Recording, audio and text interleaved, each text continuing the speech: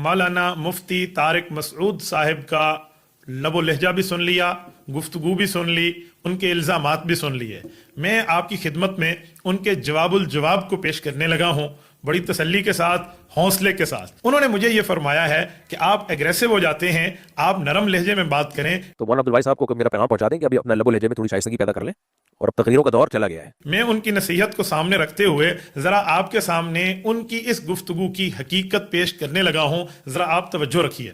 आप मुफ्ती साहब की ये गुफ्तगू मुलाजा फरमाइएगा जिसमें वो बार बार मुझे कह रहे हैं कि मुफ्ती अब्दुल वाहिद कुरैशी साहब, खिताबत की जरूरत क्या है, एग्रेसिव होने की जरूरत क्या है, क्यों आप गुस्सा कर रहे हैं, क्यों आप जज्बाती हो रहे हैं, और बड़े प्यार के साथ मुझे बात करने की दावत दे रहे हैं। मैं भी इंशाअल्लाह ताला इसी तरतीब पर शुरू कर रहा हूं। सबसे पहले हजरत मुफ्ती तारिक मसूद साहब की जरा ये बात सुनिए, इसमें ये क्या इरशाद फरमा रहे हैं। इमामों के हालात को दुरुस्त करने के लिए उनकी तनख्वाहें मिल जाए, इसके लिए एक बयान देना भी जायज नहीं है। बस जो कायदे ने कह दिया हम दो मिलाते रहे उसके आगे, उनके आगे कौन सा हो गया भाई। मुफ्ती तारिक मसूद साहब, आप यहां तशबीह दे रहे हैं दुम हिलाने के सामने।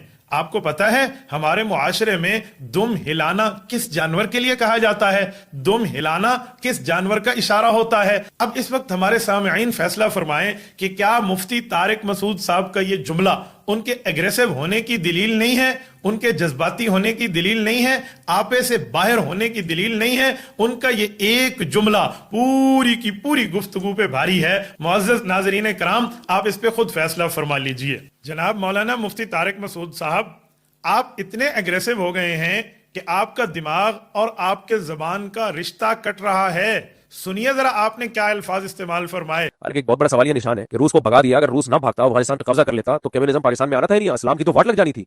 आप कहते हैं रशिया अगर पाकिस्तान में आ जाता तो इस्लाम की वाट लगा देता। नऊजुबिल्लाह, तौबा नऊजुबिल्लाह, क्या जुमला आपने कह दिया। अल इस्लाम यालू वला युअला, रिवायात के मुताबिक तो इस्लाम बुलंद होगा, इस्लाम गालिब होगा, इस्लाम ने मगलूब नहीं होना। आप फरमा रहे हैं रशिया आ जाता तो इस्लाम की वाट लग जाती। अल्लाह के बंदे, कहना तो ये चाहिए था कि हो सकता है मुसलमानों की वाट लग जाती, लेकिन आप इतने एग्रेसिव हैं। मुफ्ती अब्दुल वाहिद कुरैशी ने तो बड़े आराम से आपसे बात की है, लेकिन आप इतनी परेशानी में आ गए, इतना तिल मिलाना आपने शुरू फरमा दिया, अजी इस्लाम की वाट लगा देता। मौलाना गुजारा फरमाएं, अपने लफ्जों पर गौर करें। वो कहते हैं आप खुद ही अपनी अदाओं पर जरा गौर करो। हमने जो अर्ज किया तो शिकायत होगी, निदामत होगी, फिर रोने धोने के मामले में खिताबत कर रहे हो, ये कर रहे हो, ऐ देखो तुसी की कर रहे हो। मैं यहां चाहूंगा कि मुफ्ती तारिक मसूद साहब की सारी गुफ्तगू को आपके सामने एक एक हिस्सा करके जवाबात अर्ज करूं। सबसे पहले मैं उनकी बात पर मुख्तसर पकड़ करते हुए उनके 3 झूठ पेश कर रहा हूं, और अफसोस का मकाम है कि एक मुफ्ती, एक आलिम दीन के झूठ आपके सामने मुझे मीडिया पे आकर पेश करने पड़ रहे हैं। मैं हैरान हूं, मुफ्ती तारिक मसूद साहब को इसमें झूठ बोलने की जरूरत क्या थी।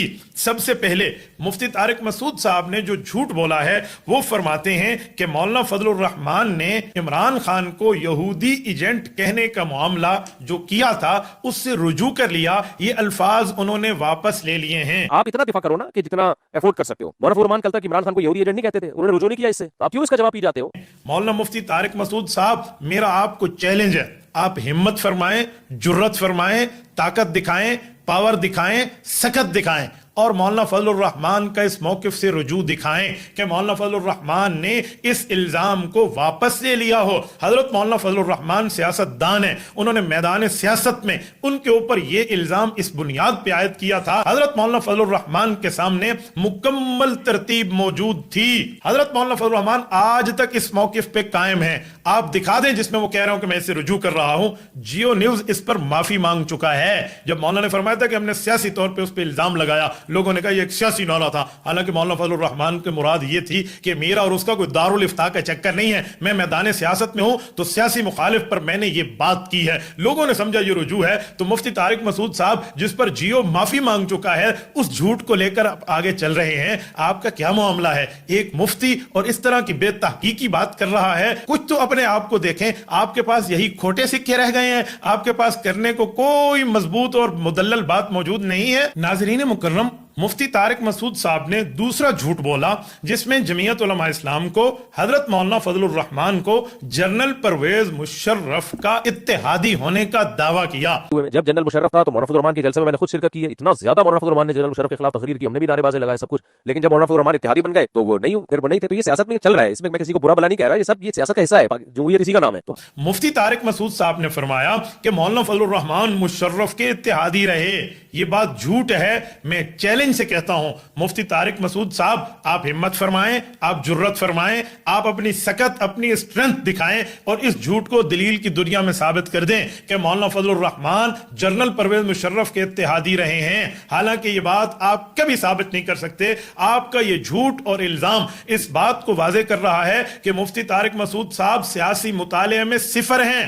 मुफ्ती तारिक मसूद साहब लकीर के फकीर हैं, इन्हें कख भी पता नहीं है कि मौलाना फजलुर रहमान ने जनरल परवेज मुशर्रफ का मुकाबला किस जुर्रत और हिम्मत से किया था। आपके इल्म में इजाफे के लिए कहना चाहूंगा, हजरत मौलाना फजलुर रहमान परवेज मुशर्रफ के दौर में नजर बंद रहे हैं। चश्मा रेस्ट कैनाल के अंदर मौलाना को नजर बंद किया गया था, ये मौलाना गिरफ्तार रहे हैं, मौलाना ने आमिर वक्त का मुकाबला किया है। और आपको ये भी बता दूं कि हजरत ख्वाजा खाजगान मौलाना ख्वाजा खान मोहम्मद रहमतुल्लाह अलैह के घर के करीब है ये चश्मा रेस्ट कैनाल, वहां पर हजरत मौलाना की तरफ से मौलाना फजलुर रहमान को बाकायदा 3 टाइम का खाना पेश किया जाता था। आप क्या जानेंगे ख्वाजा खान मोहम्मद साहब क्या है? आपने तो पंजाब के जिबालुल इल्म उलमा को यूं कह के टरखा दिया कि जब इनको छोड़ दो बाकी हमारे हैं। मैं आगे चल के बात करता हूं इस पर। आपको हजरत ख्वाजा खान मोहम्मद रहमतुल्लाह का तारुफ नहीं है तो तारुफ ले लीजिए कि वो मौलाना फजलुर रहमान को अपने घर से खाना भिजवाया करते थे।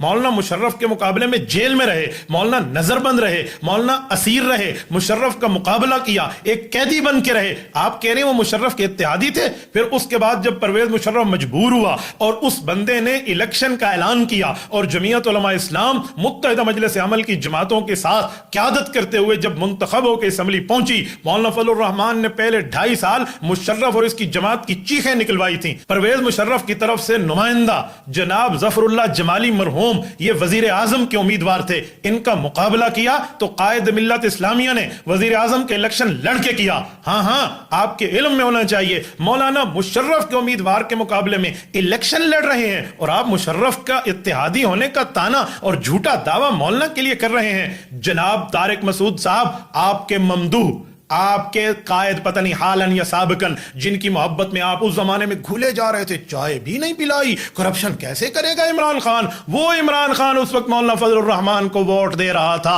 याद है आपको? नहीं याद तो जरा अपने मुताला का मामला अपडेट कीजिए ताकि आपको कुछ समझ आए। फिर मौलाना फजलुर रहमान ने बाकायदा अपोजिशन में रह के मुशर्रफ की चीखें निकलवाई। LFO के मसले पे आपको याद नहीं है? असेंबली को चलने भी नहीं दिया कि आप LFO जैसा नाजायज कानून लाएंगे। फिर मौलाना Fazlur Rahman leader of opposition रहे। मुझे बताएं, जो लीडर ऑफ अपोजिशन होता है, कायद हिज़्ब इख्तिलाफ होता है, वो भी इत्तेहादी होता है? ये दुनिया में कौन से पागलपनी की हुकूमत का कानून है? वो कहते हैं ना, गुरबा मीरो सग वजीरो मुँह शरादी वाकुनद ई चुनी अरकान दौलत मुल्क करा वीराकुनद। आप उस मुल्क की बात कर रहे हैं कि मौलाना और मुशर्रफ का इत्तेहाद हो गया था? मौलाना, आपको सियासत में कख भी नहीं पता, आप लकीर के फकीर हैं। जैसे किसी यूथी ने आपको पट्टी पढ़ा दी तो एक मुफ्ती, एक बड़े इदारे का बंदा, जामियतुर रशीद का आलिम, वो भी यही पट्टी पढ़ के वही निवाला उगल के जा रहा है। ऐसा कुछ भी नहीं है मौलाना।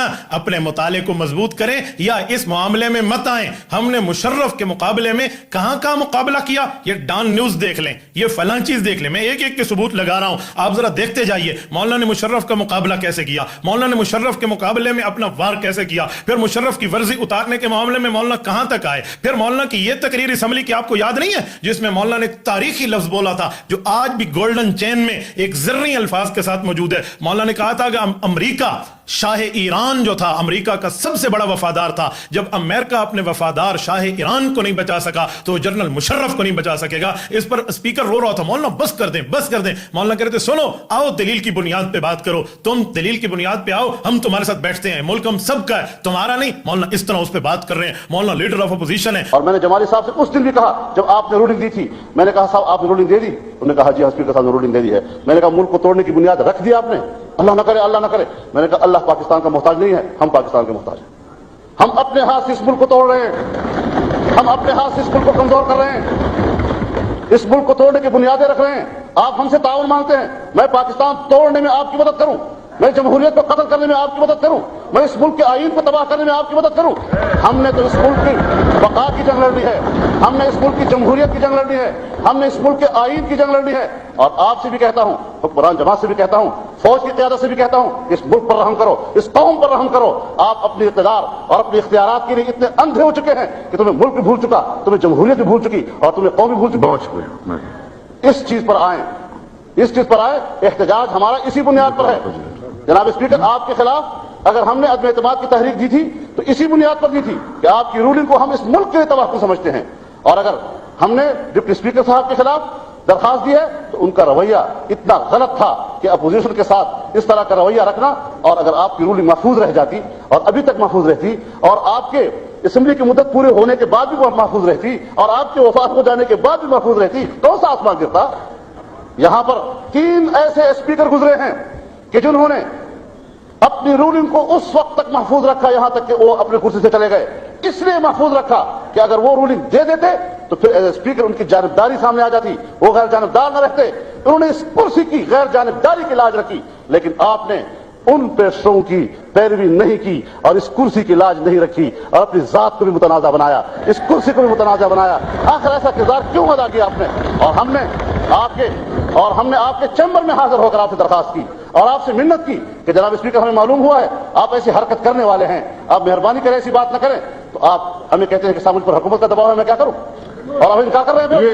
یہ آپ نے میرے سامنے کہا, میں کنفرم نہیں کر رہا, ہمارے سامنے کہا, اور آپ نے مجھے مولانا صاحب وائنڈ اپ, آپ بیٹھے, مولانا صاحب وائنڈ اپ کریں اور پھر آپ وہ بات نہ کرے جو میں نہیں, آپ سامنے بیٹھے اس لیے میں کہہ رہا ہوں. اور آپ نے مجھے کہا کہ آپ بھی تو مجھ پہ دباؤ ڈال رہے ہیں, تو میں نے کہا صاحب میں دباؤ ڈالنے کی پوزیشن میں نہیں ہوں, ہم درخواست کرنے کے لیے آئے ہیں کہ آپ مہربانی کر کے ایسا نہ کریں. اور پھر ہم بیٹھے ہوئے ہیں ایوان میں, اس وقت آپ رولنگ نہیں دے رہے, جب کاروائی چل رہی ہے اس وقت آپ رولنگ نہیں دے رہے. جب ایک دفعہ بل پاس ہو جاتا ہے اور یہ معلوم ہے کہ اب ساری دنیا جا چکی ہے اور ابھی کوئی اس وقت اس کو ریزسٹ کرنے والا نہیں ہے, تو چپکے سے یہ آدھی رات میں اور اس طرح تنہائی میں اور ایسے ماحول میں کہ جب اس پر کوئی ریزسٹ کرنے والا موجود نہ ہو, ایسی رولنگ دینا یہ چوری چھپے رولنگ دینے والی باتیں ہیں. اس طرح کی رولنگ نہیں چلیں گے جناب والا. اس حیوان کے مالک حکمران نہیں ہیں, اس حیوان کے مالک ہم سب ہیں. اس آئین کے مالک آپ نہیں ہیں, اس آئین کے مالک ہم سب ہیں. اس آئین کو بچانے والے ہم سب ہیں. اس پہ ہم آپ کے برابر کے فریق ہیں. آپ کے یک طرفہ فیصلہ نہیں قبول کیا جا سکتا. ہم برابر کے فریق ہو کر کہتے ہیں کہ آپ ہماری رائے کو نظر انداز نہیں کر سکتے. اور میں آپ کو بتانا چاہتا ہوں, شہنشاہ ایران سے زیادہ وفادار اس خطے میں امریکہ کا کوئی نہیں رہا ہے. اگر امریکہ شہنشاہ ایران جیسے وفادار کو نہیں بچا سکا تو وہ جنگ مشرف کو نہیں بچا سکتا. اس بات کا خیال رکھنا چاہیے کہ چلنا ہے تو پھر جمہوری اصولوں کی بنیاد پر چلنا ہے, دلیل کی بنیاد پر چلنا ہے. میں طاقت کو دلیل تسلیم کرنے سے انکار کرتا ہوں. دلیل ہوتی ہے, آؤ دلیل کی بنیاد پر بات کرو, عقل کی بنیاد پر بات کرو, معاملات کو افہام و تفہیم کی بنیاد پر سلجھاؤ. ہم کل بھی تیار تھے, ہم آج بھی تیار ہیں. بہت شکریہ, بہت مہربانی. خواجہ محمد آصف صاحب, مولانا فضل الرحمان صاحب. مولانا مقابلہ کر رہے ہیں اور آپ کہہ رہے ہیں مولانا مشرف کے اتحادی تھے. مولانا اس مسئلے میں آپ تو طفل مکتب ہوئے. کیا وہ شعر آپ کو پڑھ کے سنا دوں کہ کہیں آپ کو اس کی سمجھ آ جائے کہ ابھی تم طفل مکتب ہو, سنبھالو اپنے جوش کو, یہ طوطے کچی فصلوں کا یوں ہی نقصان کرتے ہیں. مفتی طارق مسعود صاحب, پھر آپ نے فرمایا کہ جمعیت علماء اسلام والوں کو, مولانا فضل الرحمان کو وزارتوں کا شوق ہے. حکومت کے فیور میں سیاسی جماعتیں جب ان کو کوئی سیٹ ویٹ مل جاتی ہے نا, تو جتنا وہ حکومت کو فیور دیتی ہے اتنا کوئی بھی نہیں دیتا. یہ آپ جنرل مشرف سے بھی پہلے کے دور سے آپ دیکھتے چلے جاؤ, جو حکومت میں ہوگا وہ خلاف ہی ہوگا, آپ اس کے خلاف ہی ہوگے. لیکن جب آپ کے ساتھ کوئی بارگیننگ ہو جائے تو پھر آپ جو فیور دیتے ہو وہ سب کو پتا ہے. میرا خیال ہے اس پہ دو رائے نہیں ہے. مجھے بتائیں, آج تک مولانا فضل الرحمان کون سے شعبے کے, کس جگہ, کس حکومت میں وزیر رہے ہیں؟ آپ ثابت کر سکتے ہیں؟ میں چیلنج کے ساتھ آپ کو کہتا ہوں, آپ ہمت فرمائیں, جرت فرمائیں. آپ میں ہمت, قوت, طاقت, سکت نام کا عشر عشیر بھی 99.99% آپ کو معاف ہے. باقی بچا ہوا بھی جرت کا کوئی حصہ ہے نا, آپ وہی فرمائیں اور دکھائیں مولانا وزیر رہے ہوں. اوہ خدا کے بندے, آپ ہمیں وزارتوں کی بات کر رہے ہیں. مولانا تو عامر کا مقابلہ کرتے ہیں. مولانا نے ضیاء الحق عامر کا مقابلہ کیا, جن کے کاسا لیسیوں میں آپ کے ساتھیوں کے پورے نام موجود ہیں. ہم نے اس وقت بھی قیدیں کاٹی, مولانا اس وقت بھی جیل میں رہے جب نواب زادہ نصر اللہ خان نے دیکھ کے کہا تھا, او ہو مفتی محمود کے لخت جگر کو کیا ہو گیا ہے. آپ کو نہیں پتا مولانا کہ کتنے سالوں کی جیل بنتی ہے؟ ہم نے مشرف کے دور کا بھی مقابلہ کیا، ضیاء کے دور کا بھی مقابلہ کیا، مولانا نے ہر عامر کا مقابلہ کیا. آپ وزارتوں کی بات کرتے ہیں. آپ کو پتا ہے جمعیت علماء اسلام جب آصف علی زرداری کی گورنمنٹ میں بے نظیر کی شہادت کے بعد، جس وقت جمعیت علماء ان کی اتحادی تھی اور اس وقت جمعیت علماء کے پاس 3-4 وزارتیں تھیں، اصولی طور پر جب ہمارا ان سے اختلاف ہوا، ابھی تو حکومت چل رہی تھی اعظم سواتی کے مسئلے پہ جو اس وقت ہمارے تھے، آج وہ کہیں اور بیٹھ گئے ہیں. اس وقت جب اعظم سواتی کے ساتھ حکومت نے 2 نمبری کی، مولانا نے 4 وزارتوں کو پاؤں کے ٹھڈے پہ رکھا، اڑا کے رکھ دیا اور اپنے وزارتوں سے ہٹ گئے اور حکومت سے باہر آ گئے. آپ کہتے ہیں ہمیں وزارتوں کا شوق ہے؟ مولانا کچھ مطالعہ کیجئے یا اس معاملے میں آ کے اپنی تباہ آزمائی نہ کیجئے. ہماری تاریخ، ہمارا ماضی روشن ماضی ہے. میں قائد ملت اسلامیہ کے ابا جی، مفکر اسلام، مفتی اعظم پاکستان مولانا مفتی محمود رحمت اللہ علیہ کو پیش کرتا ہوں، جن کو آپ کے شہر سے کافر قرار دیا گیا تھا. آپ لوگ مفتی محمود رحمت اللہ علیہ کو یہ کہہ دیں. آپ کے سامنے مفتی عبدالواحد قریشی کیا چیز ہے؟ اس مفتی محمود کی بات کر رہا ہوں جو فقیہ بھی ہے، محدث بھی ہے، مفسر بھی ہے، اور جو فقیہ اتنا ہے کہ اس کی 12 جلدوں میں اس وقت فتاوی مفتی محمود چھپ چکا ہے، آگے آئے گا. وہ محدث اتنا ہے کہ اس نے بخاری اور ترمذی پڑھائی اور زاد المنتہی بخاری کی اور مسلم کی شروحات کو اکٹھا کر کے ترمذی کی شرح لکھ دی. اور وہ مفسر اتنا ہے کہ تفسیر محمود چھپ چکی ہے. وہ مفتی محمود، اس نے 9 ماہ حکومت کی، شلوار قمیض قومی لباس قرار دیا، شراب کو بند کیا، گانے بجانے کو بند کیا، اوقات صلاۃ کو نافذ کیا، سود کے خلاف معاملہ لائے. اور ابھی 9 مہینے تھے کہ بھٹو نے ان کے اتحادیوں کے ساتھ 2 نمبری کی، تو مفتی صاحب نے فرمایا دوست کا دوست دوست ہوتا ہے، دوست کا دشمن دشمن ہوتا ہے. لو اپنی وزارت. اس نے پاؤں کے ٹھڈے سے وزارت اولیاء صوبہ سرحد کو اڑا کے رکھ دیا. آج بھی اس کے 9 مہینے کا روشن دور کتابوں میں، تاریخ میں موجود ہے. ہم تو وزارتوں کو ٹھکرانے والے لوگ ہیں. آپ مولانا فضل الرحمان کو وزارتوں کا لالچی اور وزارتوں کا دل دادا کہتے ہیں. مولانا یہ تیسرا جھوٹ تھا آپ کا. یقین مانے میں پکڑنے پہ آؤں تو یوں جھوٹ نکالوں. میں نے آپ کو کہا تھا نہ چھیڑ ملنگا نو ورنہ کتے پٹ جاون کے جنگا نو. میں نے منع کیا تھا آپ کو کہ آپ یہ کام مت کریں، پر آپ نے پھر تب آزمائی کی. پھر میں نے آپ کو کہا تھا میں اس صحافی کی طرح نہیں ہوں، یہ اور وہ کے معاملات میں آپ کی باتوں سے ڈر جاؤں گا. پھر میں نے انشاءاللہ جواب دینا ہے آپ کو، جیسے جواب کہا کو مولانا سنبھالیں. یہ 3 جھوٹ آپ نے آن ایئر بولے، میں نے آن ایئر ان کو آشکارا کر کے رکھ دیا ہے. آپ میں ہمت جرت ہے تو ان 3 جھوٹوں کا ذرا اپنے آپ کو سچ کر کے ثابت دکھائیں، ورنہ قسمیں اٹھانا. اللہ کی قسم یوں نہیں تو اللہ کی قسم میں بھی آپ پہ فٹ کر سکتا ہوں. ولا تو کل اللہ فی مہین، مجھے بھی فٹ کرنا آتا ہے. زیادہ قسمیں اٹھانے والا کون ہوتا ہے؟ لیکن نہیں، جیسے آپ نے حدیث فٹ کی نا میرے اوپر، میں آگے چل کے بتاتا ہوں، جواب بھی دیتا ہوں. میں بھی کر سکتا ہوں آپ کے جھوٹوں پہ، لیکن میں صرف اتنا کہوں گا مولانا آپ لکیر کے فقیر ہیں.